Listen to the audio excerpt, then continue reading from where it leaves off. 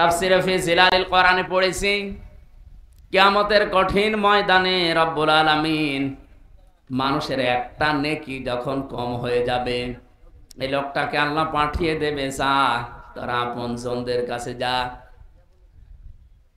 চিন্তা করবে পৃথিবীতে সবচাইতে বেশি কষ্ট স্বীকার করেছিল আমার জন্য আমার মা, এই জন্য মায়ের কাছে প্রথমে যাবে, ভাইয়ের কাছে যাবে। এমন এমন মানুষের নাম আমি এখানে পেয়েছি, প্রায় 7 জনের নাম আছে। এই আয়াতটা নিয়ে একটু চিন্তা করেছিলাম, আল্লাহ কেন এদের নাম দিলেন প্রথমে।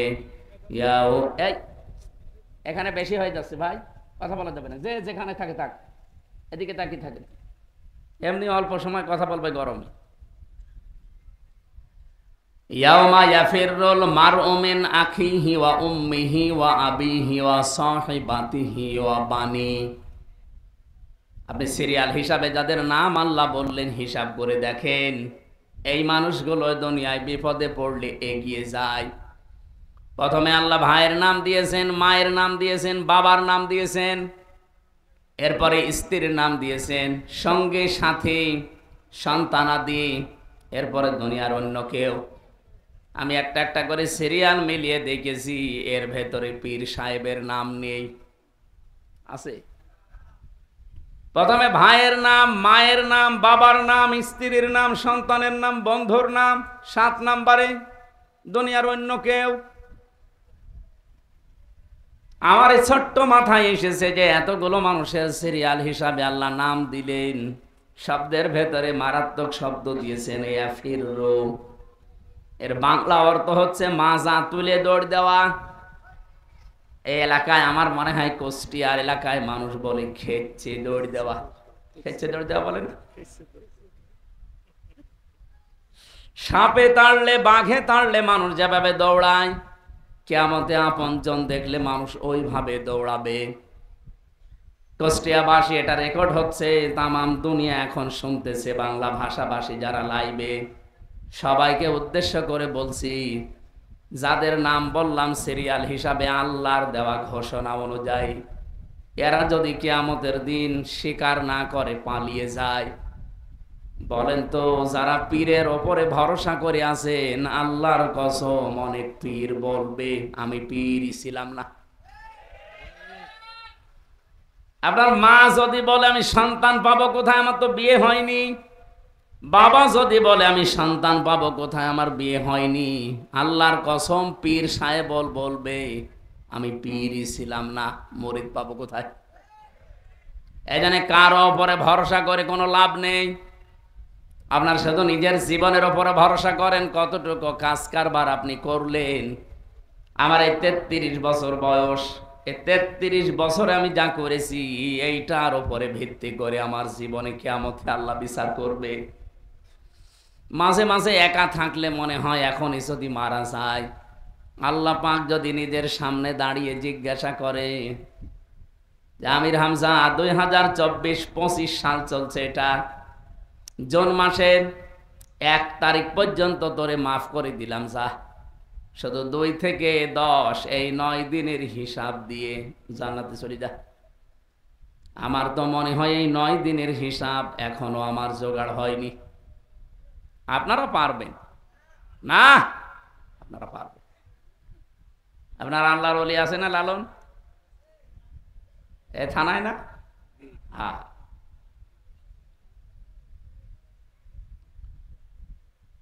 তাফসীরে ফি জিলালিল কোরআনে সাজ্জাদ কুতুব রহমাতুল্লাহ আলাইহি আয়াতের ব্যাখ্যা করতে গিয়ে লিখেছেন, কিয়ামতে যখন একটা একটা করে সবাই পালিয়ে যাবে, লোকটা মাথা নিচু করে সে আল্লাহর দরবারে দাঁড়াবে। লোকটা যদি জ্ঞানী হয়, জ্ঞানী মানে আলেম, এই লোকটাকে আল্লাহ চাদর দিয়ে ঘিরে নেবে, কুদরতি ভাবে ঘিরে একা একা জিজ্ঞাসা করবে এই এই কাজগুলো করেছিলি। ও তো জানি যে আমার আগে পরের প্রকাশ্য গোপনের সব বিষয় আল্লাহর জানা আছে। মাথা নিচু করে বলবে আল্লাহ হ্যাঁ আমি করেছি। আল্লাহ পাক ওই লোকটা আলেমের জন্য ওর দিকে তাকিয়ে এর অনুশোচনা অনুতপ্ত হওয়া দেখে ডাক দিয়ে বলবে আমার দিকে তাকা, গোপনে তোরে মাফ করে দিলাম, কাউকে বলবি না, যা। আপনি কথার লোড কত টের পেয়েছেন? কিয়ামতের দিন আলেম এদেরকে আল্লাহ অপমান করবে না সবার সামনে, জন্য কুদরতের চাদর দিয়ে ঘিরে নেবে, অপরাধগুলো স্মরণ করাবে। ঠিক মাথা যখন নিচু করে অনুতপ্ত অনুশোচনা করবে, লোকটার জন্য আল্লাহ বলবে কাউকে কিছু বলবি না, গোপনে তোরে মাফ করে দিলাম। কিয়ামতের ওই কঠিন ময়দানে এখানে যাই কয়েকজন অন্তত নামের আগে মাওলানা লিখা আছে, আমরা বড় বিপদে আছি। হযরতে আবু দারদা বলেন হাদিসের ব্যাখ্যা করতে গিয়ে, আমান আমিলা ফিহি মাজা, কিয়ামতের ময়দানে 5টি প্রশ্নের 5 নাম্বার আল্লাহ বলবে যতটুকু জানতে তার কতটুকু মানতে, এটা বলো। উনি বলেন আমার সবচাইতে বেশি ভয় হয় এই পয়েন্টটার উপরে, কারণ আমি যতটুকু জানি ততটুকু তো মানতে পারি না। কিয়ামতের দিন আমার মনে হয় এই পয়েন্টটা এসে আমি ধরা খেয়ে যাব। এই জন্য আল্লাহর পাকের এই বিচার ব্যবস্থায় ওই জায়গায় আমার আশার সঞ্চার হয়। আলেমদেরকে আল্লাহ ঢেকে ফেলবেন কুদরতি চাদর দিয়ে, সবার সামনে অন্তত অপমান না করে বলবে বান্দা কাউকে বলবি না, যা, আমার যে গফুর আর গফফার নাম আছে আমি তোরে মাফ করে দিলাম। পৃথিবীতে যত ইবাদত আছে আপনি চিন্তা করতে পারেন, সব নফল ইবাদতের ভেতরে আজকের এই অনুষ্ঠানটা আল্লাহর কাছে সব চাইতে দামি। সুতরাং যে আল্লাহ আমাদেরকে এতক্ষণ সময় ধৈর্য এবং সহ্য নিয়ে বসিয়ে রেখেছেন, জবান খুলে খুশি হয়ে বলেন আলহামদুলিল্লাহ। দরুদ আর সালাম পাঠ করছি মুহাম্মদ রাসূলুল্লাহ সাল্লাল্লাহু আলাইহি ওয়াসাল্লামের প্রতি। আমরা কোরআনে কারীম 2টা জায়গা থেকে 2টা আয়াত পড়েছি। প্রথমে পড়েছিলাম সূরা জুমারের 53 নম্বর আয়াত, দ্বিতীয় নম্বরে সূরা মরিয়মের 41 নম্বর আয়াত। আমি 2টা আয়াতের কিছু টাচ দিতে চাই। তাফসীর করতে গেলে 1 ঘন্টা আমি বলেছি না, এত অল্প সময়ে এক একটা আয়াতে যত কথা আছে সব শেষ করা যাবে না, আমি টাচ দেই। আল্লাহ রাব্বুল আলামিন বলেন, ভালো করে মিলাবেন নিজের জীবনের সাথে। অযকুর ফিল কিতাবি ইব্রাহিম বা ইব্রাহাম, এখানে 7টা কিরাত আছে। আমার বিশ্ববিদ্যালয় কোরআনের ওপরে কিরাতের ওপরে যেই বিষয়টা আমি পড়েছিলাম 7 কিরাত, তার ভেতরে 2 কিরাত আমি এখানে পড়লাম। রব্বুল আলামিন বলেন স্মরণ করো বা আলোচনা করেছি এই কিতাবের ভেতরে আমার নবী ইব্রাহিম আলাইহিস সালামের কাহিনী। ইন্নাহু কানা সিদ্দীকান নাবিয়্যা, নিশ্চয় অবশ্যই সে ছিল সিদ্দিক এবং নবী। তাহলে এখানে আমরা কিতাবের ভেতরে আলোচনা পাচ্ছি, অনেকগুলো মানুষের নামের আলোচনা আছে, তার ভেতরে 1 নম্বরে পেলাম ইব্রাহিম, যিনি আমাদের জাতির পিতা। আমাদের জাতির পিতা যে ইব্রাহিম, এ বিষয়ে কোনো সন্দেহ আছে? আমার রিমান্ডে জিজ্ঞাসা করেছিল ওই মাটির নিচে আয়না ঘরে যে আমাদের জাতির পিতাকে, যাই বলেছি ইব্রাহিম, সঞ্জয় দত্ত এসপি। আমার বাবা মা তুলে গালিগালাজ দিয়ে বলছে বেটা বেয়াদব, ইব্রাহিমকে জাতির পিতা বঙ্গবন্ধু। কোরআনের আয়াত পড়লাম ওনার সামনে, কিসের কোরআন? আল্লাহ পাক জানিয়েছেন মিল্লাতা আবিকুম ইব্রাহিমা হুয়া সাম্মাকুমুল মুসলিমিন, তোমাদের জাতির পিতার নাম ইব্রাহিম। এই যে যত মিল্লাত আমরা দেখি, এই যে কোরবানি গেল, এই যত রকমের অনুষ্ঠান আমরা করেছি, এগুলো সব কিন্তু ইব্রাহিম নবীর আদর্শ, তার মিল্লাত থেকে পাওয়া। এই কোরবানির সিস্টেম আদম নবীর জামানায় ছিল না, ওনার জামানার সিস্টেম আলাদা ছিল। এরকম চাটিয়াল ময়দানের ভেতরে একটা পশু জবাই করে রেখে আসতো, আগুনের ঝলক এসে ওটা পুড়িয়ে ফেলতো। আমার এই আয়াতটা পড়ার পরে মাঝে মাঝে মনে হয়, এখন যদি এই শরীয়তটা বাংলাদেশে থাকতো, কত হাসি আমরা যে ধরা খেতাম। কারণ হালাল খাবার, হালাল কর্মজীবন, জীবন পবিত্র, এইরকম মানুষেরটাই শুধু আল্লাহ পুড়িয়ে ফেলতো, বাকি যার হালাল কর্মজীবন নেই তারটা পড়ে থাকতো। আগস্টের 5 তারিখের পর থেকে এই 10 মাস 5 দিনে আপনি বলেন বহু মানুষ এই 10 মাস 5 দিনে এমন এমন কামাই করেছে যেটা পুরাটাই হারাম। এক কথা বলেন দেখেন, এই যে যারা চাঁদাবাজি করেছে, এই এলাকায় হয়তো না থাকতে পারে, করেছে তো সারা বাংলাদেশে কোনো জায়গায়। চাঁদাবাজি যারাই করেছে ওর পুরাটাই হারাম। বলেন, গত মাসে আমাদের জেলা ইউনিটের একটা বৈঠকে একটা হাদিস আমাকে পড়িয়েছে, মানিদ্দা মা লাইসা লাহু ফালাইসা মিন্না। কি পড়েননি আপনি? মানিদ্দা মা লাইসা লাহু ফালাইসা মিন্না ওয়ালিয়াতাবাওয়া মাকআদাহু মিনান নার। মুসলিম শরীফের হাদিস। হযরতে আবু যর রাদিয়াল্লাহু তাআলা আনহু বর্ণনা করেন, কোন ব্যক্তি যদি এমন জিনিসের মালিকানা দাবি করে যে জিনিস তার না, জোর করে জবরদস্তি দখল করে নিজের আয়ত্তে নিয়ে নেয়, দুইটা শাস্তি তার জন্যে। 1 নম্বরে ফালাইসা মিন্না, ওই দিন থেকে সে আর নবীর উম্মত নেই। আমার মনে হয় আগস্টের 5 তারিখের পর থেকে এই জুন মাসের 10 তারিখ পর্যন্ত বহু মানুষ আল্লাহর নবীর উম্মতের তালিকায় আর নেই। 2 নাম্বারটা আরো কঠিন, ওয়ালিয়াতাবাওয়া মাকআদাহু মিনান নার, সে যেন জাহান্নামে নিজের স্থান একটা তৈরি করে নিল। সুতরাং যারা এই কাজ করেছেন এখনো করছেন, আপনি যদি এই টাকা, এই সম্পদ, এই মাল যদি তাকে ফেরত না দেন, আপনি মরে গেলে আমি না, কাবা শরীফের ইমামও যদি বলে বিসমিল্লাহি ওয়া আলা মিল্লাতি রাসূলিল্লাহ, কিছুই হবে না। আল্লাহর নামে রাসূলের দলে তুলে দিয়ে গেলাম, আপনি আল্লাহর নামেও নেই, রাসূলের দলেও নেই। এক কথা বলেন না কেন? সুতরাং আমরা চাই, আমার নিজের জেলা এটা, 64 জেলার ভেতরে জেলার প্রতি আমার মায়া মহব্বত ভালোবাসা এমনি মানুষ হিসাবে একটু বেশি। সেই হিসাবে বলছি, যারা অন্যের সম্পদ দখল করেছেন ফেরত দেন। কারা কারা দেবেন হাত তোলেন তো। ও, এলাকায় হালকা কয়েকজন আছে, ঠিক। হাদিস মনে হয় এখানে বলা আমার ঠিক হইল না নাকি? এলাকায় তো এগুলো নেই। পরে পরে বলেন তো এখানে আপনি কি বুঝলেন হাদিসের? এবার টিকা বলি, টিকাটা না বললে অনেকে ভুল বুঝবে। কারণ আগস্টের 5 তারিখের পরে 1 মাস না যেতে একজনের ফতোয়া দেখলাম, সে বলছে ইসলামী ব্যাংকও ছিনতাই করেছে একদল। এরকম ডাহা মিথ্যা কথা আপনি বলতে পারলেন? এবার টিকা বলি, তারপরে দেখেন তো হযরতে আবু যর রাদিয়াল্লাহু তাআলা আনহু থেকে বর্ণিত, মুহাদ্দিসিন ইকরাম টিকায় লিখেছেন, কোন জিনিস যদি আপনার ছিল কিন্তু হাত ছাড়া হয়ে গেছে, হারিয়ে গেছে, বেদখল হয়েছে, ওটা যদি আপনি আবার ফেরত পান, তাহলে আপনি হাদিসের শাস্তির আওতা মুক্ত থাকবেন। ও কুমারখালীবাসী, ভালো করে একটু শোনেন, ইসলামী ব্যাংক অনেকে বলে এটাও ছিনতাই হয়ে গেছে। কে বলেছে ছিনতাই হয়েছে? যাদের ব্যাংক তারা ফেরত পেয়েছে। ইসলামী ব্যাংকে আপনার বাবার, বলেন, যারা মাথার ঘাম পায়ে ফেলে বানিয়েছিল তারা ফেরত পেয়েছে। শুধু ফেরত দিলেই হবে? ওদের তো অন্তত যা ক্ষতি করেছেন ক্ষতিপূরণ দেওয়া লাগবে।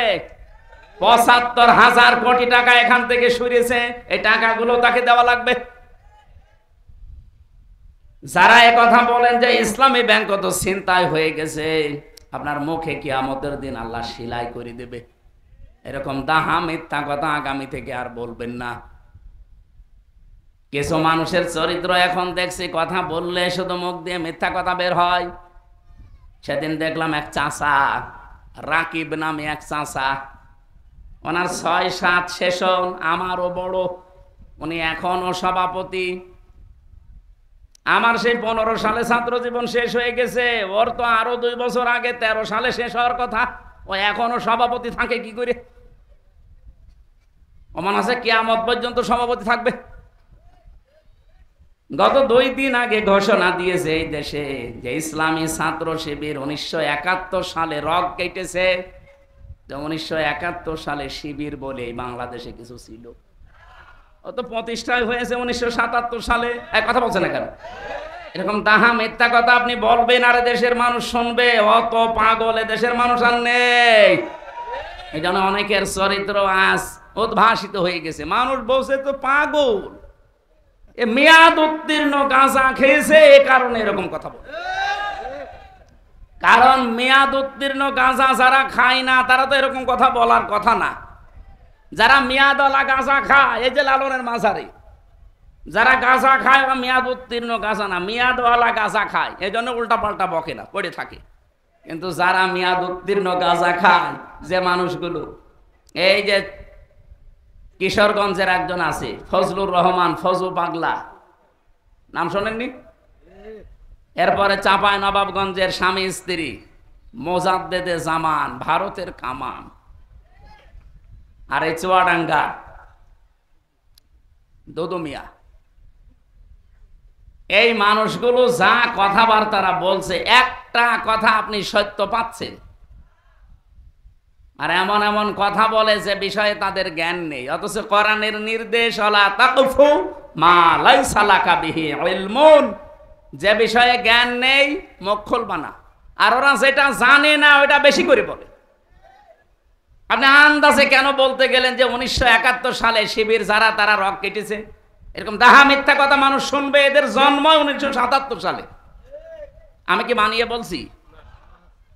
এই জন্য যেই জিনিস যার ছিল কিন্তু হারিয়ে ফেলেছিল, ওইটা যদি সে ফেরত পায় এই হাদিসের শাস্তির আওতা মুক্ত থাকবে।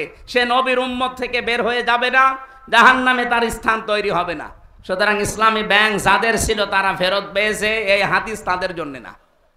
কিন্তু যে জিনিস যার না, সে যদি জোর করে ওইটা নিয়ে নেয়, জবরদস্তি করে দখল করে নেয়, আল্লাহর কসম আপনি নবীর উম্মত আর নেই। আপনি যতই নামাজ পড়েন, রোজা রাখেন, কে কথা বললেন না কেন? আশা করছে আপনি হাদিসের এই বাংলা ভাষা বুঝে ফেলেছেন। এরপরেও যদি কার কপালে হেদায়েত না আসে, এ দোষ আমির হামজার। কার? আল্লাহর দোষ। হেদায়েত পাওয়ার যোগ্যতা থাকা লাগবে না, আল্লাহ আন্দাজে হেদায়েত দেবে। সুতরাং যোগ্যতা অর্জন করেন, হেদায়েত পাওয়া যাবে। আমরা কিতাবের ভেতরে আমাকে যে রিমান্ডে এই প্রশ্নটা করার পরে যেই বলেছে ইব্রাহিম নবী আমাদের জাতির পিতা, উনি বলছে না, হিন্দু মানুষ বলতেই পারে।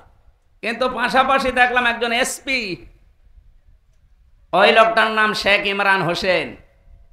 নাম কেমন সুন্দর দেখেছে? নামের আগে আবার কি? এটা আসল নয়, ডুপ্লিকেট। ওই চাকরি নেওয়ার জন্য লাগিস। এই শেখ সাহেব এসে বলছে, হ্যাঁ জাতির পিতা আপনি বঙ্গবন্ধুকে মানেন না, আপনি কোন দেশের মানুষ? কেন বাংলাদেশের? না, এই দেশে বাস করতে হলে জাতির পিতা বঙ্গবন্ধুকে মানা লাগবে।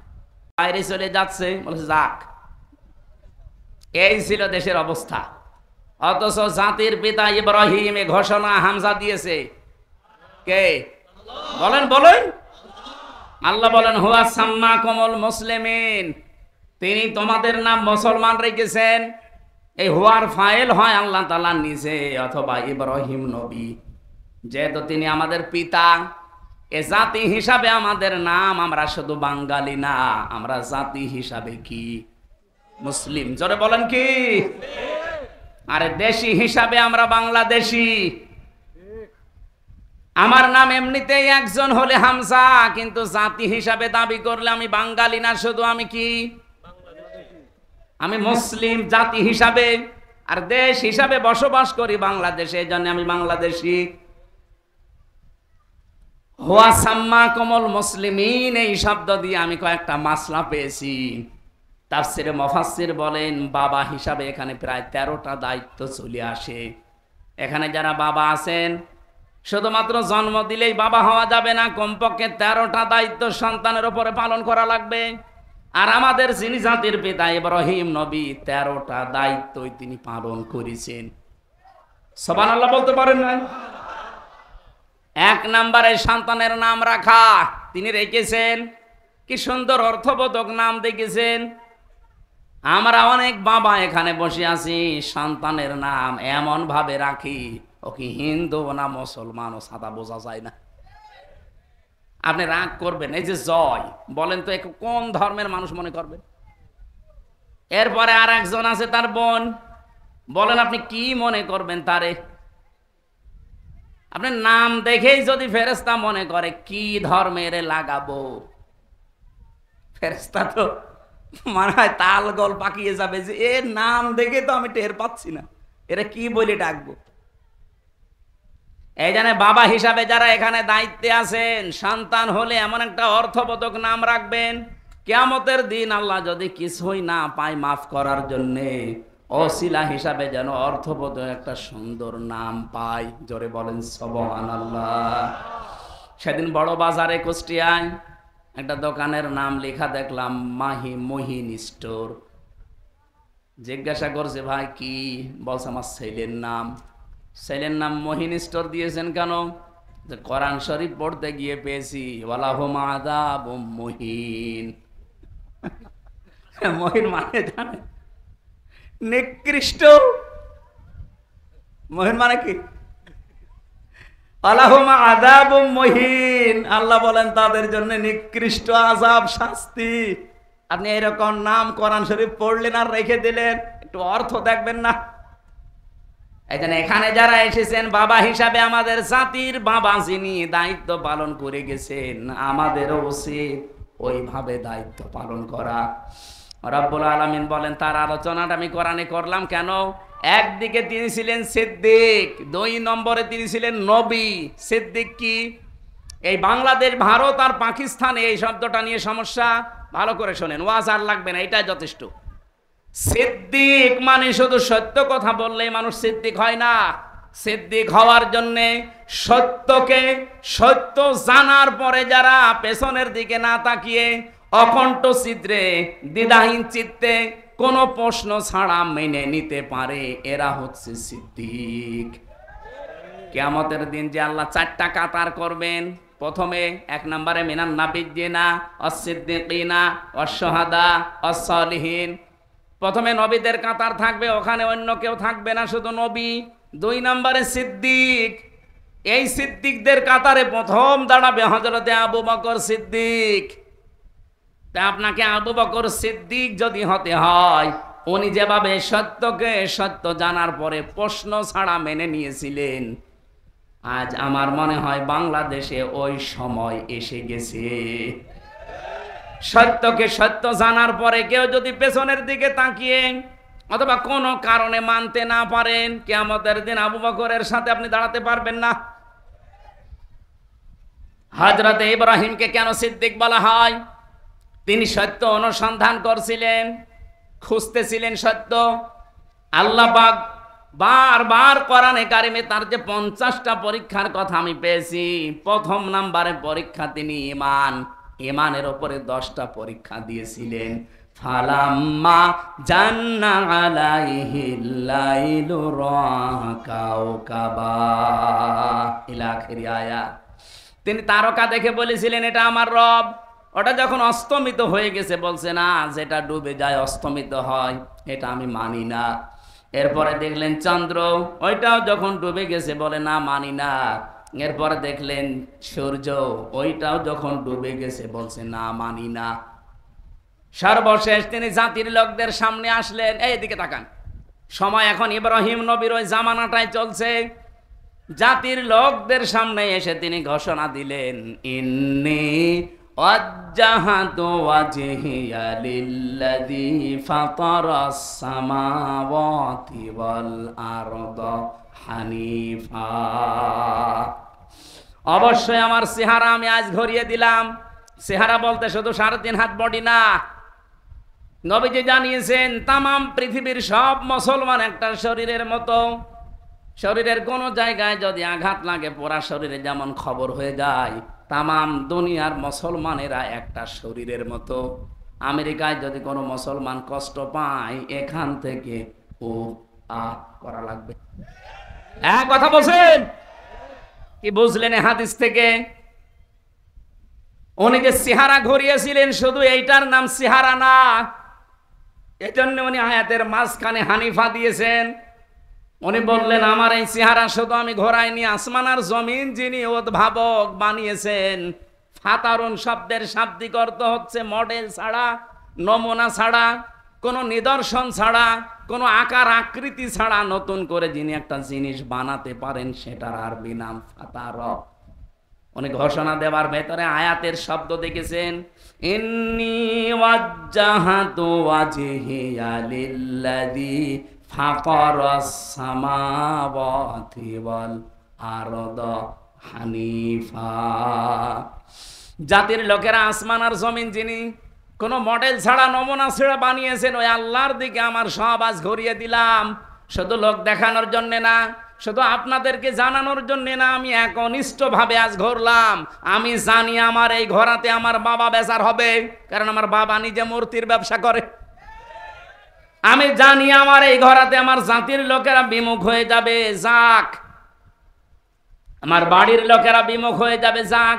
হানিফা, আমি একনিষ্ঠভাবে আজকে ফিরে আসলাম। ওমান আমিনাল মুশরিকিন, আর আমি ঘোষণা দিচ্ছি আমি কিন্তু মুশরিক না। হযরত ইব্রাহিম তিনি সত্যকে খুঁজতেছিলেন, খুঁজতে অনুসন্ধান করতে যখনই পেয়ে গেছেন, সব কিছুকে বিমুখ করে তিনি সত্যকে মেনে নিয়েছেন। এই জন্য আল্লাহ তার নাম দিয়েছেন খলিল, সিদ্দিক। সুবহানাল্লাহ বলতে পারেন ভাই? আত্তাখাদাল্লাহু ইব্রাহিমা খলিলা, আমি আল্লাহ নিজে ইব্রাহিমকে খলিল, অন্তরঙ্গ বন্ধু হিসাবে গ্রহণ করেছি। আর এখানে বলছেন আমার ইব্রাহিম সিদ্দিক। সত্যকে সত্য জানার পরে কত বাধা ছিল তার, পরিবারের বাধা, বাবা মার বাধা, সমাজের বাধা, রাষ্ট্রের বাধা, সব বাধা উপেক্ষা করে বলেছিলেন হানিফা, আমি একনিষ্ঠভাবে ঘুরলাম। আজও বাংলাদেশে ওই সমাজ চলছে। ৭৩টা দল বাংলাদেশে কাজ করছে, ৭৩টা দল। আপনি বলেন এই দলের ভেতরে 5টা কর্মসূচি যারা পালন করে আল্লাহর ভাষায় তারা সফল। ফালাকতাহামাল আকাবাতা ওয়া মা আদরাকা মাল আকাবা। আল্লাহ পাক বলেন না, সে গিরিপথে যেতে রাজি না। আপনি জানেন গিরিপথ কি? সেটা ফাক্কুর আকাবা, যারা মানুষকে দাস মুক্তির জন্য চেষ্টা করে। আয়াতের ব্যাখ্যা 2টা। 1 নাম্বার, দাস মুক্তি মানে ওই জামানায় মানুষ কেনা বেচা চলতো। এখন যেহেতু ওই সিস্টেম নেই, এখন আছে মানুষ হয়ে মানুষের গোলামি করা, মানুষের আইন মানা। সুতরাং এই বাংলাদেশে মানুষ হয়ে যারা মানুষের গোলামি করে, মানুষের আইনের গোলামি করে, এখান থেকে বের করে যারা আল্লাহর গোলাম বানাতে চায় তারা সফল কাম। আর এই ৭৩টা দলের ভেতরে এই কাজ শুধু ইসলামপন্থী যারা তারা করছে। এদের ভেতরে আবার 1 নম্বরে আছে বাংলাদেশ জামাত ইসলামী। আপনি হিসাব করে মিলান, এদের প্রথম কর্মসূচি এইটা, ফাক্কুর আকাবা।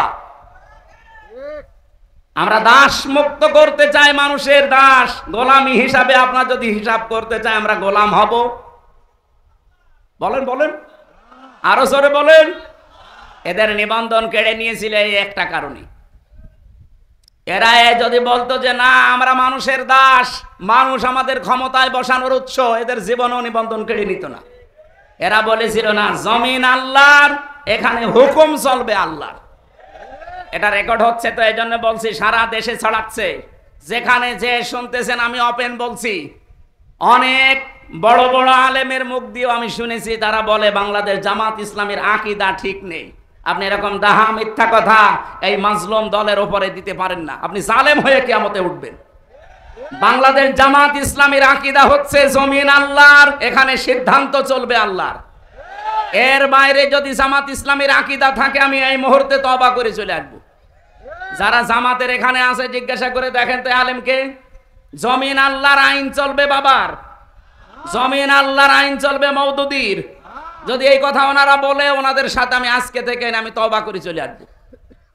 কিন্তু আমার যতটুকু অ্যানালাইসিস আছে, সারা বাংলাদেশে জামাত ইসলামের আকীদায় আলা আলাহুল খালকু ওয়াল আমরু, জমিন আল্লাহর, আইন চলবে। আপনি কোন আকীদার কথা বলেন? উল্টা পাল্টা ফতোয়া দিয়ে বিভ্রান্ত করবেন না, কিয়ামতে জালেম হয়ে ওঠা লাগবে। 5টা কর্মসূচির প্রথম নাম্বারে এইটা যে আমরা দাসত্ব মুক্ত করতে চাই মানুষকে, মানুষের গোলামি থেকে, মানুষের দাসত্ব থেকে মুক্ত করে গোলাম বানাবো কার? আর এই কর্মসূচিটাই বাংলাদেশ জামাত ইসলামের হাতে। এদের প্রথম কাজ এইটা। 2 নম্বরে মাসগবা। মাসগবা মানে কি?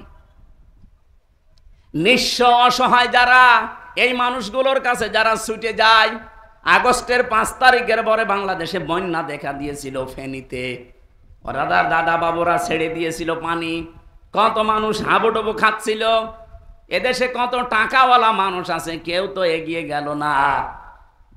জামাতের আমিরে জামাত ডাক্তার শফিকুর রহমান এই পর্যন্ত পানির ভেতরে নেমে মানুষের বাড়িতে খাবার পৌঁছিয়েছে। এটা কি বানানো কথা?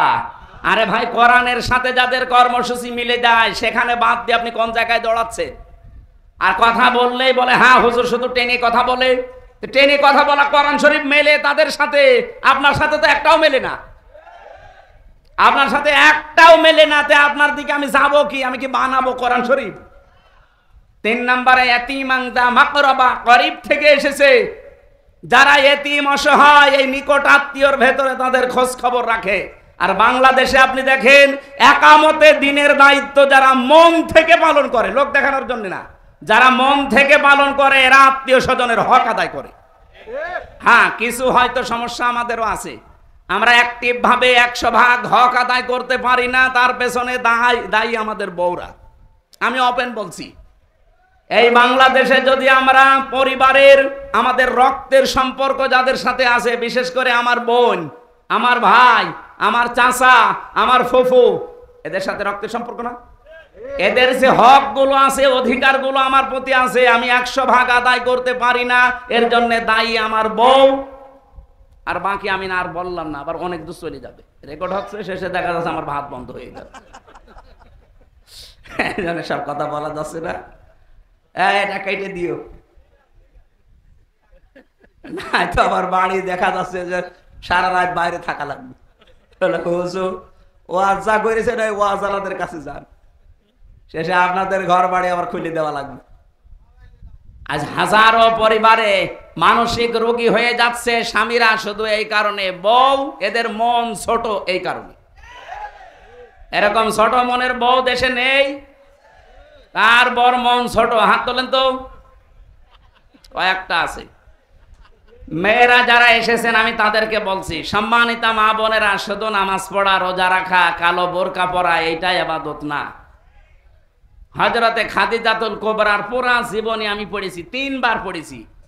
আমার এই ছোট্ট মাথার ভেতরে এসেছে এতটুকু, জীবনে তিনি 1 ওয়াক্ত নামাজ পড়েননি, একটা রোজা রাখেননি, জীবনে একদিনও পর্দায় ছিলেন না, একবারও হজও করেননি, 1 টাকা যাকাতও দেননি। কারণ এই বিধানগুলো নাযিল হয়েছিল সব তার ইন্তেকালের পরে, এই জন্য উনি মানতে পারেননি। অথচ আল্লাহ তাকে নিজে দুনিয়ায় সালাম পাঠিয়েছেন এবং জান্নাতে ঘর বানিয়ে তার জন্য সুসংবাদ দিয়েছেন। তারপর জীবন পড়ে আমি এইটাই পেয়েছি যে জীবনে, সাংসারিক জীবনে কোনোদিন একদিনের জন্যও তিনি স্বামী মুহাম্মদ রাসূলুল্লাহর মনে দুঃখ দেননি। এখানে যারা আমরা স্বামী আছি, সম্মানিতা মা বোনেরা, আপনারা হয়তো ভিডিও দেখতে পাচ্ছেন, আমি জানি। একটা স্বামী যদি এখানে সত্যি কথা বলে 100% আল্লাহর দিকে তাকিয়ে হাত তুলতে পারে যে জীবনে কোনোদিন আজ পর্যন্ত আমার বউ একদিনও আমাকে দুঃখ দেয়নি, কষ্ট দেয়নি, তোলেন তো কোন স্বামী আছেন? কই না, একজনও নেই। আমাদের এই নমিনিও হাত তুলতে পারিনি, আর মানে উনিও সমস্যায় আছে। আমিও পারলাম না, কারণ আমি মিথ্যা কথা বলবো কোন কারণে। সম্মানিতা মা বোনেরা, আশা করছি আপনি বুঝতে পেরেছেন আমি কি বলতে চাই। খাদিজাতুল কুবরাকে অনুসরণ করবেন। কি আপনি কথা বলছেন? ইব্রাহিম আলাইহিস সালামের কথা বলছিলাম না? ওনার জীবন থেকে নিয়েছি এইগুলো আমি। আপনাকে আল্লাহর দাসত্ব করা লাগবে, মানুষের দাসত্ব থেকে মুক্ত করে। এই কর্মসূচি বাংলাদেশ জামাত ইসলামী 1 নম্বরে হাতে নিয়েছে। 2 নম্বরে তারা অসহায় নিঃস্ব মানুষের কাছে এগিয়ে যায় খাবারের ব্যবস্থা করার জন্য। আমিরে জামাত ডাক্তার শফিকুর রহমান হাফিজাহুল্লাহ ঘোষণা দিয়েছে, বাংলাদেশে জামাত ইসলামী থেকে কেউ যদি এমপি হয়, ওর যে সম্পদ নিয়ে এমপি হবে, যদি 100 টাকা নিয়ে এমপি হয়, 5 বছর পরে 100 টাকায় থাকবে, 1 টাকাও বাড়বে না। বাংলাদেশে যত দল এই দেশে রাজনীতি করছে, ওই দলের লোক যদি এই গ্যারান্টি দিতে পারে আমি তাকে ভোট দেব। দেন এরকম সৎ সাহস কোন দলের নেতার আছে যে বলতে পারে আমার দলের এমপি যদি হয় 5 বছর পর ওর একটা টাকা বাড়বে না, আরো যা আছে কমবে? আমার মনে হয় কেউ এমপি দাঁড়াবে না। ও সাতার রাস্তায় আমি যাবো কোন কারণে? আমার যা আছে অন্তত 5 বছরে আরো 50,000 বাড়বে, আর ওই এমন রাস্তা 1 টাকাও বাড়াতে পারবে না। এটার প্রমাণ দিয়েছে আমির জামাত ডাক্তার কে মাওলানা মতিয়ার রহমান নিজামী রহমতুল্লাহ আলাইহি। মন্ত্রীর দায়িত্ব পালন করে 5 বছর পরে 36 টাকা ফেরত দিয়েছে রাষ্ট্রকে। পৃথিবীর ইতিহাসে এই প্রথম, পৃথিবীর ইতিহাসে এই প্রথম যে দায়িত্ব পালন করে আরো টাকা ফেরত দেয়। আর অন্যান্য দায়িত্বশীল মানুষকে আমরা দেখেছি 5 বছরে তারা 620টা বাড়ি বানিয়েছে। এক কথা বলেন। সেদিন সিঙ্গাপুরে ছিলাম, মালয়েশিয়া, থাইল্যান্ড, ইন্দোনেশিয়া, প্রায় 12-13টা রাষ্ট্র আমি ঘুরছিলাম। যে দেশে যাই আগে হোটেলে উঠি, হোটেলে নামলাম, নিচে দেখি শয়তান বসে আছে। কি আপনি এখানে কেন? বলছো হুজুর আমি আগেই পালিয়েছি। আমি ভাব দেখে ফেলেছিলাম যে 3 তারিখের পরে অবস্থা ভালো না, ওই বিকালে আমি চলে এসেছি। কেন আসলেন? আপনার তো 620টা বাড়ি, ওই চট্টগ্রামে বাড়ি 620টা বাড়ি বানিয়েছে শয়তান। ওই মালয়েশিয়া ওর সাহেব পাড়া আছে, কিন্তু তালা লাগানো থাকে না। ওই হোটেল ভাড়া করে থাকে, এক একটা দিনের ভাড়া, রাতের ভাড়া 90,000 টাকা বাংলাদেশের। বলছে এখানে থাকেন আপনি, বাইরে চলেন। বলে বাইরে যে মায়ের খাবো? বাঙালি আছে এই দেশে 20 লাখ, যদি আমারে বাইরে দেখতে পায় যে পিটিয়ে ভক্ত বানিয়ে ফেলবে। কি করলেন আপনি 15 বছরে? কেন আসলেন? আমিরে জামাত ডাক্তার শফিকুর রহমান এমনি তো বলে নাই, কারণ আমরা 54 বছরের ভেতরে, বিশেষ করে এই 15 বছর যে অত্যাচারে অত্যাচারিত হয়েছি, এই দেশের অন্য কেউ এরকম অত্যাচার সহ্য করে নাই। এত অত্যাচার সহ্য করার পরেও যদি আমাদের সম্পদ 2 টাকা থেকে 3 টাকা না হয়, এ বাংলাদেশ আমার নামে যদি আপনি সব লিখেও দেন, আমার যা আছে ওর চাইতে 1 টাকাও বাড়বে না ইনশাআল্লাহ। কারণ এই দায়িত্বটা আমরা এবাদত মনে করে পালন করব। আর যারা আসতে চায়, এবাদত না, শুধু বাবা শাহজালাল সব হালাল। যাদের আলাদা কোনো কর্মজীবন নেই, এইটাই যাদের কর্মজীবন, তারা এই লাইনে আসলে মাস্ট বি দুর্নীতি করবে। আমি এতিমাংসা মাকরাবার ব্যাখ্যা করতে চেয়েছিলাম এই বলে, আজ আমাদের পরিবারে বিশেষ করে নিকট আত্মীয়র ভেতরে যারা অসহায় এতিম, এদের হকগুলো আমরা আদায় করতে পারি না স্ত্রীদের কারণে। এজন্য স্ত্রীরা রাগ করবেন না, আপনারা উদার হবেন, আপনারা ন্যারো মাইন্ডের না ব্রড মাইন্ডের হবেন। আল্লাহ যেন খাদিজাতুল কোবরার মতো বানিয়ে দেন, বলেন আমিন। আমার সময়টা মনে হয় চলে যাচ্ছে খুব তাড়াতাড়ি। আমরা পয়েন্টগুলো পুরাটা শেষ করতে পারছি না। সূরা বালাদ থেকে এই তাফসীরটা দেখবেন। আমাদের জাতির পিতা 1 নম্বরে সিদ্দিক ছিলেন, এই কারণে তিনি সত্যকে অনুসন্ধান করতে করতে যখন পেয়ে গেছেন, সব কিছু পেছনে ফেলে তিনি গ্রহণ করেছিলেন। আর আমাদের চোখে আঙ্গুল দিয়ে দেখিয়ে দেয় যে এগুলো সত্যবাদীদের নিদর্শন, এরপরও মানুষ মানতে চায় না পেছনের টানে। তা আপনি সত্যবাদী কিয়ামতে সিদ্দিক হয়ে উঠবেন কোন কারণে? আপনাকে জীবনও আল্লাহ আবু বকর সিদ্দিকের কাতারে দাঁড় করাবে না। আবু বকর সিদ্দিকের কাতারে দাঁড় করাতে হলে আপনাকে অবশ্যই সিদ্দিক এই মুহূর্তে হওয়া লাগবে। আমি যতগুলো দলের নাম বললাম, বলেন তো মানুষকে মানুষের দাসত্ব থেকে মুক্ত করার জন্য সর্বাত্মকভাবে চেষ্টা চালাচ্ছে বাংলাদেশ জামাত ইসলাম ছাড়া অন্য কেউ। যদি পান অন্য কেউ এরকম অ্যাক্টিভ ভাবে দায়িত্ব পালন করছে, আপনি সেখানে যোগ দেন, কোনো অসুবিধা নেই। কিন্তু এমন কোন জায়গায় যাওয়া যাবে না আরো যারা মানুষের গোলামি করার জন্য মানুষকে বাধ্য করে। তিনি 2 নম্বরে ছিলেন নবিয়্যা, সিদ্দিকুন নবিয়্যা, তিনি নবী ছিলেন। এই নবীর ব্যাখ্যা আবার বিস্তারিত আছে ফি জিলালিল কোরআনের ইবনে কাসিরে। আমরা যেহেতু একটা আশার বাণী সঞ্চার করার জন্য কোরআনে কারিমের সূরা জুমারের আয়াতটা পড়েছিলাম, ওখান থেকে কিছু কথা বলছি। আপনি হতাশ হবেন না, ভেঙে পড়বেন না। قل يا عبادي الذين صرفوا على أنفسهم لا تقنطوا من رحمة الله।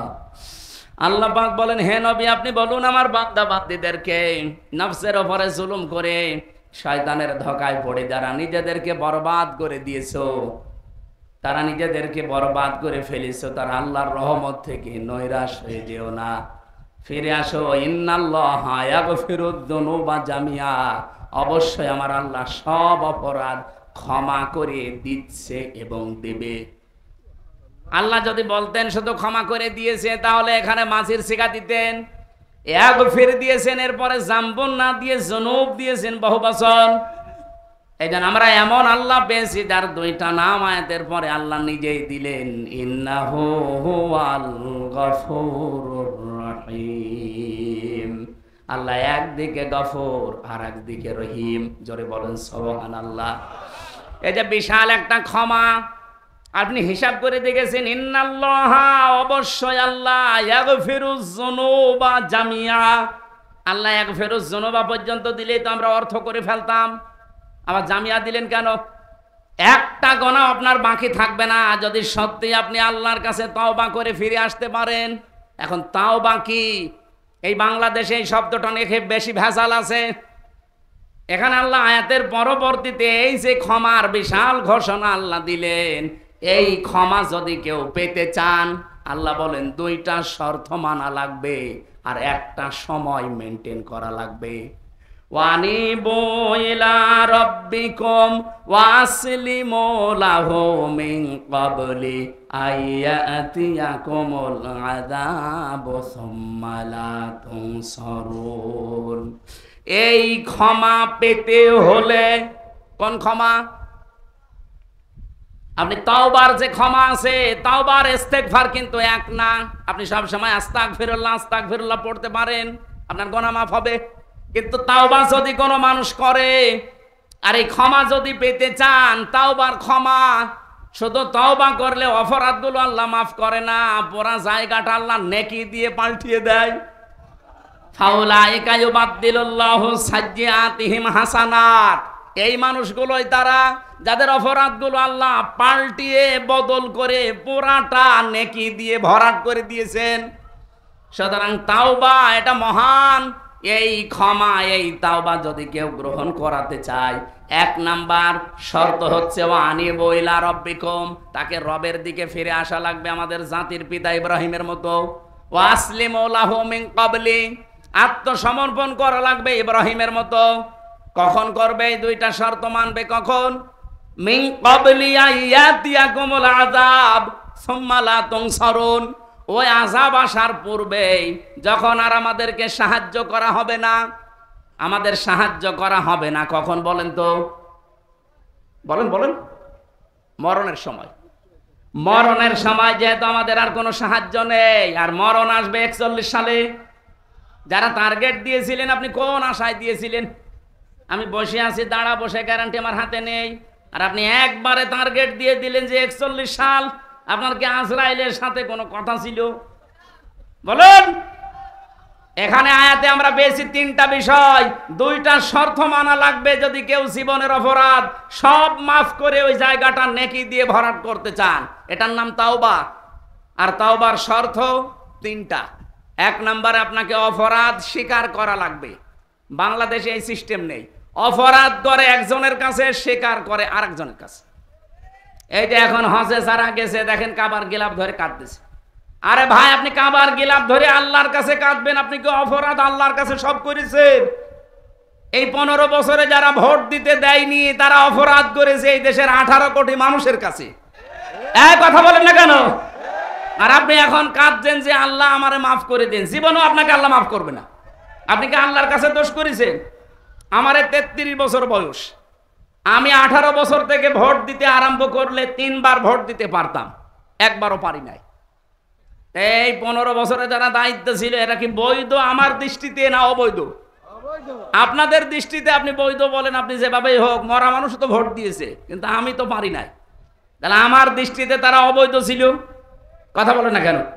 আমার এই হক, এই অধিকারটা যারা কেড়ে নিয়েছে, ওরা যদি আমার কাছে মাফ না চায়, কাবা শরীফের কাছে মাফ চায়, মাফ হবে? এরকম মাফি অনেকে চায়। এই জন্য তাওবার প্রথম নিয়ম, অপরাধ যার কাছে স্বীকার করবেন তার কাছে। আর এইটাই বাংলাদেশে এস্টাবলিশ করা লাগবে আগামীতে। অপরাধ যার কাছে করবেন, স্বীকার করবেন তার কাছে। 2 নম্বরে অনুশোচনা করবেন, অনুতপ্ত হবেন। 3 নম্বরে জীবনে এই কাজ আর করবো না, ফিরে আসলাম, এর নাম তাওবা। এই দুইটা শর্ত মেনে নেওয়া, আল্লাহর দিকে ফিরে আসা, আল্লাহর সামনে আত্মসমর্পণ করা, অনেক বলতে যত সহজ মনে হচ্ছে এত সহজ। এই কঠিন দুইটা বিষয় মানুষ কখন মানবে? মৃত্যু আসার পূর্বে, যখন আমাদের আর সাহায্য করা হবে না। সুতরাং মরণের গ্যারান্টি যেহেতু আমাদের হাতে নেই, যখন তখন চলে আসতে পারে। এই জন্য আমাদের তাওবা করার সময় কখন? এক্ষুনি। কখন? আজকে এই মন থেকে এখানে তওবা করবেন। আমি আল্লাহর দিকে ফিরে আসলাম। ইব্রাহিম নবীর মতো বহু কিছু আমার ছাড় দেওয়া লাগতে পারে, আমার বাবাও আমার শত্রু হয়ে যেতে পারে, আমার পরিবার, আমার সমাজ, আমার রাষ্ট্র পর্যন্ত আমার পেছনে লাগতে পারে। এই কথা বলেন না কেন? তারপরও আমি যেহেতু পিতার সন্তান, আমি অবৈধ সন্তান না, আমি জাতির পিতার সন্তান। বাবা আমার যেরকম ছিল, সন্তান আমি হব ওই রকম। যেমন ছিলেন আমাদের ভাই হযরত ইসমাঈল আলাইহিস সালাম। কে ছিলেন না? তিনি আল্লাহর জন্য সব কিছুকে বিসর্জন দিয়েছিলেন। ফালাম্মা আসলামা ওয়া তাল্লাহু লিল জাবিন, আসলামা 2 বছর, যখন তারা দুইজনে রাজি হয়ে গেছে, এগ্রি হয়ে গেছে, ওয়া তাল্লাহু লিল জাবিন, ইসমাইলকে যখন শুইয়ে ফেলেছে, আল্লাহ তখন ডাক দিয়েছেন, অনাদাইনাহু ইয়া ইব্রাহিম। সুতরাং আজকে সময় এসেছে, এই দেশের দায়িত্বে যারা আছেন তারা ইব্রাহিম নবীর ভূমিকা পালন করবেন আল্লাহর বিধান পালন করতে গিয়ে। আর আমরা যারা জনগণ আছি 18 কোটি, আমাদের উচিত হবে আমরা ইসমাইল নবীর মতো যদি গলাও দেওয়া লাগে, অন্তত গলা দিতেও আমরা রাজি আছি না নেই? বলেন বলেন। অবশ্যই আমাদের আশা আগামীতে এই দেশে আল্লাহর কোরআন 56,000 বর্গ মাইলে কায়েম হবে ইনশাআল্লাহ। সে আশাবাদ ব্যক্ত করছি। আর তাওবার যে নিয়ম বললাম, এটা আমি সহ প্রত্যেকে যেন মানতে পারি। আজকে যেহেতু প্রচণ্ড গরম পড়ছে, আজকের মতো শেষ করছি।